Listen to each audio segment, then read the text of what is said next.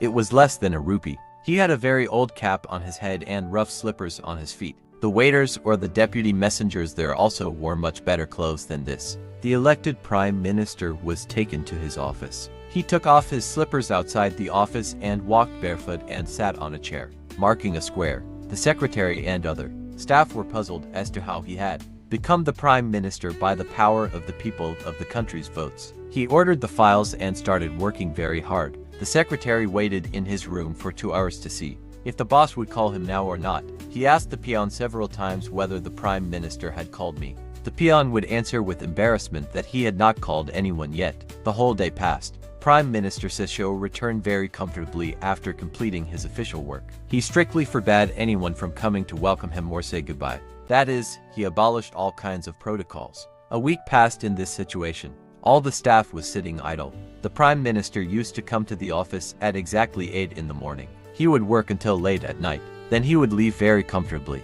A week later, the secretary sent a chit to Kerala that he wanted to meet him on some official work. It had been 2 minutes since the prime minister himself came to his room and politely asked, "What is the matter?" The secretary was shocked that the prime minister of the country was coming to his office and asking for work. He stood up from his chair. He humbly told Kerala that, "Sir, as the prime minister, according to the law, you have to declare your assets." The prime minister took the form from the secretary and went to his office silently. He became the prime minister of Nepal. In 2014, when he reached his official office on the first day, he was wearing very cheap clothes. The total cost of the clothes was 200. When the form came back in the evening, the secretary started reading it. His eyes welled up after seeing the asset sheet. It was written, "I do not have a house. I do not have a car because I travel by bus. I do not have any property, plot, jewelry, gold, diamonds. As far as agricultural land is concerned, I have donated all the land and at this time, I do not have even 1 acre of land. I do not have any bank account. I do not have any money. I only have 3 mobile phones, one of which is an iPhone. Apart from that, I have nothing." In a country like Nepal, where politics and corruption are as inevitable as ours, it was surprising that the prime minister did not have any assets in his declaration form. The secretary went to the prime minister the next day, just to make sure that there was no mistake. But the prime minister reassured him and said that, "I had signed the bottom of the declaration form. Don't worry." After a few days, a journalist published in the newspaper that this was the poorest prime minister in the world. The opposition started saying that this was probably a lie. How could a person whose family had 3 prime ministers be so poor?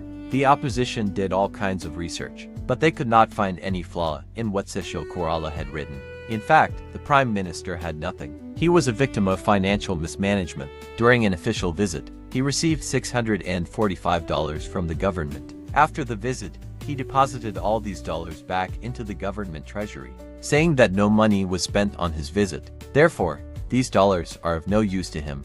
As prime minister, Sesho Kerala spent his time very simply and moved to his brother's house after the government.